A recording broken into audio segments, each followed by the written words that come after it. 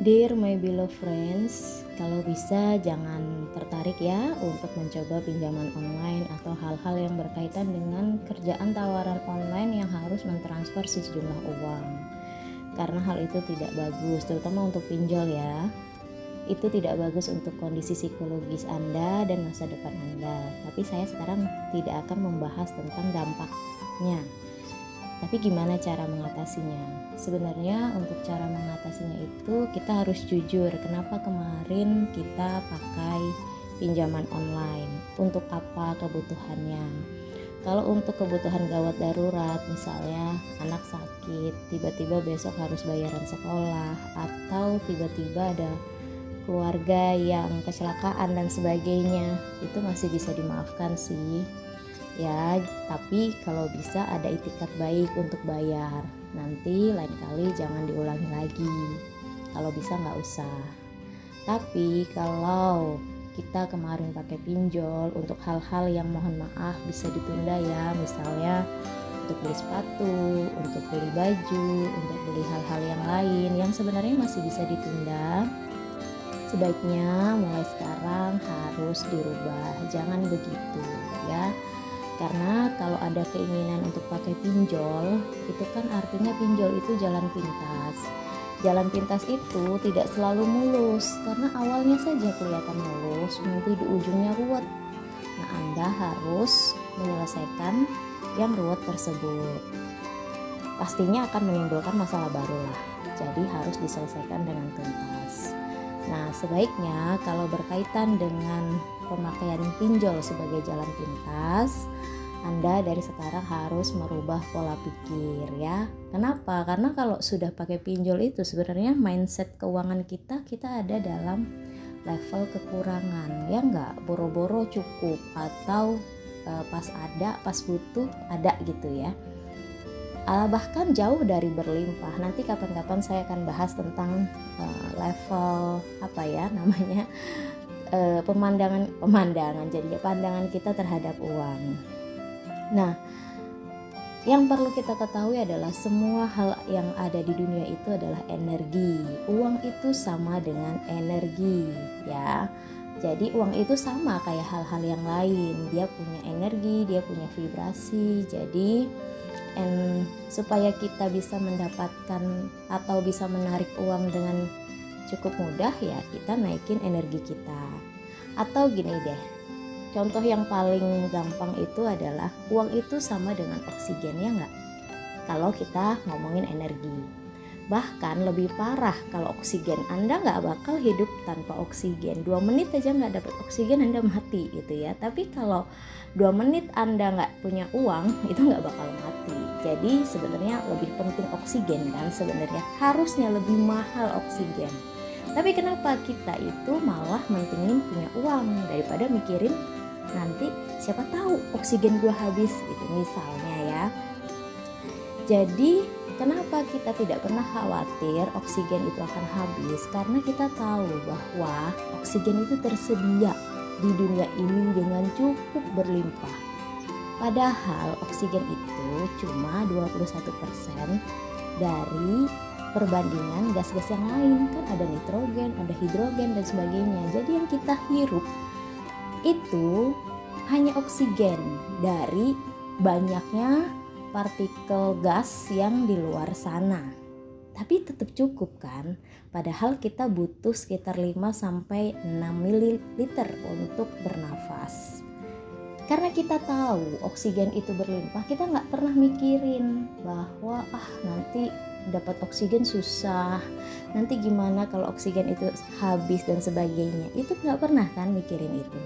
Tapi kalau uang, coba. Uang itu dianggap sebagai suatu persepsi yang susah dicari, harus dihemat, harus bekerja keras untuk mendapatkan hal tersebut. Padahal nggak juga. Kalau Anda tahu gimana caranya uang itu datang, bagaimana caranya menarik uang, insya Allah bisa kok kita menarik uang itu dengan lebih mudah. Tapi prinsipnya sama seperti oksigen. Artinya apa? Artinya adalah tidak ada limiting belief. Limiting belief itu kepercayaan yang terbatas. Ketika Anda merasa bahwa uangnya kurang, enggak kok, sebenarnya uangnya ada, cuma nggak kelihatan gitu. Yang bener Bu, iya pasti kalau Anda butuhnya, maaf lah, 20 juta, 10 juta, dan itu sesuai dengan kebutuhan Anda, ada, cuma nggak kelihatan. Contoh misalnya, yang paling berat biasanya apa sih? Yang paling berat itu adalah kebutuhan bangun rumah, kemudian nyekolahin anak, terutama anak yang kuliah di kedokteran, itu per semester bisa 30-50 juta. Kok ada orang yang bisa narik uang segitu banyak? Karena tadi doanya kenceng, tapi memang sudah ada uangnya, tinggal kita mengolah gimana caranya energi kita dan apa yang kita lakukan itu sudah sesuai dengan uang tersebut. Begitu, karena uang itu datang sesuai dengan kebutuhan kita, sama seperti oksigen. Karena Anda tahu gimana caranya dapetin oksigen, maka nggak khawatir oksigen itu habis. Kan dapetin oksigen gimana caranya? Tarik nafas, hembuskan. Gimana lagi? Tarik nafas, hembuskan. Adakah kita yang menyimpan oksigen yang akan kita gunakan kalau oksigen itu habis? Nggak ada kan? Tapi karena kita tahu bahwa oksigen tuh banyak di udara sana, meskipun cuma 21% ya. Tapi kita tahu cara ngambil oksigen tuh nafas, hembuskan lagi, nafas lagi, hembuskan lagi, nafas lagi, hembuskan lagi, sama seperti cara mendapatkan uang. Gitu ya. Nah, uang ini kan sebenarnya kelihatannya tiap orang tuh beda-beda ya. Misalnya seperti petani harus melakukan penanaman dulu, merawat tanamannya, panen, kemudian hasil panennya dijual baru dapat duit. Tapi kan prosesnya sama seperti itu. Guru harus ngajar dulu, harus bikin materi dan sebagainya, sama ya. Jadi kalau kita ngomongin energi, cara kita narik uang sama cara kita narik oksigen itu tidak beda jauh. Yang penting tahu caranya ya. Kemudian kita harus berupaya untuk menetralisir limiting belief kita tentang uang. Jadi makanya kan saya suka share afirmasi, aku adalah magnet uang, aku berlimpah. Itu supaya apa? Supaya kita tidak terlalu berpikir bahwa uang itu susah dicari. Sebenarnya bisa kok ya. Uang itu harus dihemat, uang itu nggak boleh dibagi-bagi, jangan. Sama kayak oksigen tadi, coba Anda nimbun oksigen di dalam tubuh, nimbun terus nggak pernah dikeluarin, ya susah ya. Jadi ada proses kita menarik dan kita mengeluarkan gitu ya. Nah, kalau kita berbicara tentang Bu, tapi saya ingin kaya, itu nanti beda bahasannya lagi ya. Supaya misalnya karena pengen kaya itu karena ingin bisa memenuhi kebutuhan saya yang lain-lain. Pada dasarnya adalah Tuhan Allah itu sudah menyediakan uang sesuai dengan kebutuhan kita. Ya, sama seperti beliau menyediakan oksigen yang berlimpah, tapi kita cuma pakai 5-6 mili aja buat bernafas. Namun terus-terusan itulah yang terjadi. Begitu ya. Jadi kalau misalnya Anda butuh uang buat beli baju yang bagus, tanpa baju yang lama itu tanpa Anda sedekahkan, ya itu agak sulit sih untuk berproses keluar masuknya. Atau Anda cuma berproses uang itu masuk terus nggak boleh keluar, itu juga repot ya. Karena energi itu tidak begitu, energi itu harus selalu mengalir. Tapi Bu, gimana, apa hubungannya dengan pinjol tadi? Ya tadi, kalau kita merubah pikiran ya, kita nggak akan kok tertarik dengan pinjol, mudah-mudahan loh ya. Saya memang bukan orang yang sudah kaya gimana-gimana, tidak, tapi saya berusaha untuk berbagi bagaimana caranya mengelola keuangan. Artinya apa? Kalau Anda sudah pintar, tahu gimana caranya menarik uang, itu nanti Anda harus pintar gimana caranya mengelola uang. Ya, jadi jangan sampai kita narik aja tapi kalau udah cukup kemudian tidak berlaku lagi afirmasi kita atau energi kita, karena terlalu banyak menarik uang dari semesta, begitulah ya. Jadi harus belajar melepaskan uang tersebut. Nah, biasanya kalau orang-orang yang kesulitan uang, contoh nih, misalnya Anda itu punya uang 1 juta, tapi lagi butuh buat bayar anak sekolah 5 juta. Punya uang, tapi kan nggak cukup buat bayar sekolah anak. Nah, Anda afirmasi itu, atau Anda berdoa, Anda sholat tahajud, sholat duha, baca surat Al-Waqiah, minta sama Allah bahwa ya Allah, saya mau bisa punya uang untuk bayar sekolah anak saya sebesar 5 juta. Ini baru ada uang 1 juta, kurang 4 juta lagi, dan sebagainya dan sebagainya. Itu biasanya nanti ujiannya adalah, bukan ujian sih, ngetes aja kali ya, adalah orang yang akan datang kepada Anda, orang yang sedang butuh uang juga. Tapi itu sesuai dengan jumlah uang yang ada sama Anda saat itu. Contohlah nanti tiba-tiba Anda punya uang 1 juta, butuh buat bayar anak sekolah 5 juta, udah berdoa, kemudian datanglah seseorang yang butuh uang 900.000. Nah, orang yang butuh uang 900.000 ini memang benar-benar kebutuhannya mendesak lah. Harusnya Anda kasih sih.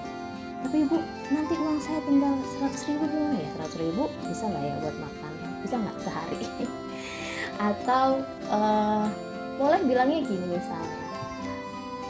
misalnya dia pinjem 900.000, kita bilang, Bu maaf, uangnya aku bisa pinjemin 450 ya, soalnya nanti sisanya masih buat makan dan belanja besok, dan lagi ada kebutuhan untuk bayar uang anak sekolah nanti 5 jutaan. Itu nggak apa-apa, yang penting Anda punya kerelaan untuk melepas sebagian uang Anda untuk membantu orang lain.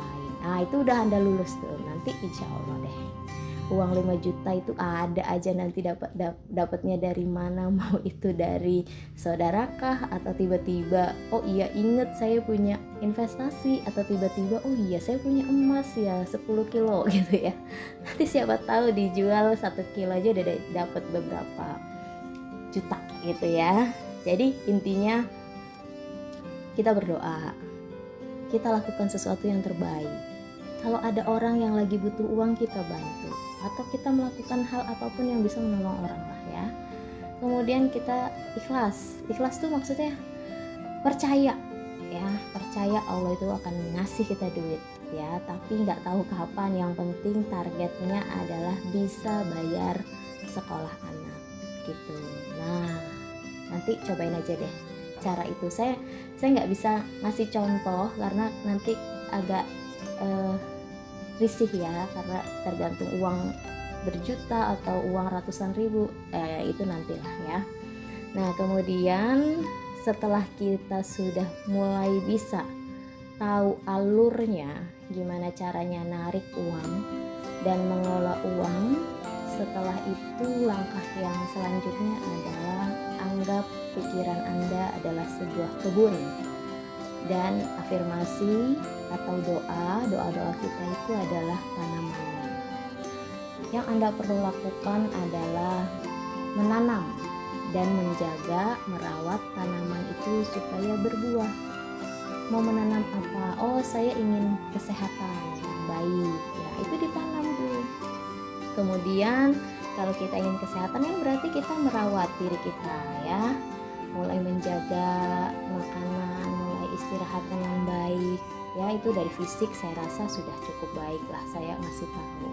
Kemudian kesehatan secara mental, kesehatan secara sosial dan spiritual itu juga mungkin teman-teman sudah banyak tahu. Itu yang perlu kita lakukan, merawat, menaikkan vibrasi, jadi netral, jadi bahagia, jadi cinta gitu. Nanti ya insya Allah mudah-mudahan berbuah. Kita nggak perlu tahu entah itu 1 bulan, entah itu 2 bulan, entah itu 3 bulan, insya Allah berbuah. Nah, tanaman-tanaman itu atau afirmasi itu, doa itu kita yang merawat. Kita minta keberlimpahan, berarti nanti kalau dikasih uang ada rezeki, berbagi sama yang lain. Ada yang mau pinjam, ada. Kalau ada bilang ada, kalau lagi nggak ada gimana caranya ya, ada sedikit kasih seperti itu. Kemudian mau minta rumah yang baik dan sebagainya. Nah itu nanti harus jelas, clear, kenapa sih minta rumah ini, kenapa minta kendaraan itu dan sebagainya. Yang pasti adalah kalau kebutuhan Anda sesuai, itu biasanya sudah ada, tinggal kitanya action ya, karena tinggal dibukakan jalannya supaya ketemu dengan apa yang Anda harapkan. Mungkin itu, selebihnya saya doakan mudah-mudahan teman-teman yang masih punya sangkutan pinjol tetap harus dibayar ya, jangan kabur, karena kalaupun kita sudah pakai uangnya dan ternyata ribanya besar ya, atau bunganya besar sekali, ya itu resiko karena ngambil jalan pintas gitu. Tapi kalau kitanya mau dari sekarang bersabar ya, bersabar untuk berdoa dulu, mengucapkan afirmasi, kita lakukan yang terbaik, insya Allah lah ada rezekinya. Allah itu sudah menetapkan rezeki masing-masing, cacing aja bisa makan, masa kita enggak? Mohon maaf, mungkin orang Baduy juga nggak punya uang tapi masih bisa hidup ya. Pokoknya semangat, atur uang itu sebaik mungkin sesuai dengan kebutuhan Anda. Nggak perlu nabung beratus-ratus juta atau ber-MM. Yang penting ketika Anda butuh ada ya, tapi Anda butuh itu tentunya kan dengan proses, maksudnya kita tahu oh bulan Juli itu anak sekolah masuk, berarti kita mulai nabung dari sekarang bisa. Oh nanti bulan Mei itu lebaran, berarti kita mulai nabung sekarang. Nabung kita berapa sih? Paling 1 juta 2 juta, banyak-banyaknya berapa? 10 juta 20 juta, kan nggak beratus-ratus juta ya. Tapi kalau yang ber-MM kemudian mengendap begitu saja, siap-siap masalah lain akan menanti ya. Bahkan jangan sampai Anda jadi orang yang punya 10M di tabungan tapi selalu bilang nggak ada duit dan nggak ada duit. Jangan sampai begitu gitu ya. Mohon maaf terlalu panjang, tapi saya rasa ini adalah penting saya sampaikan. Semoga semuanya, kita semua diberikan keberlimpahan oleh Tuhan Yang Maha Esa. Amin ya Rabbal Alamin. Sampai jumpa. Terima kasih.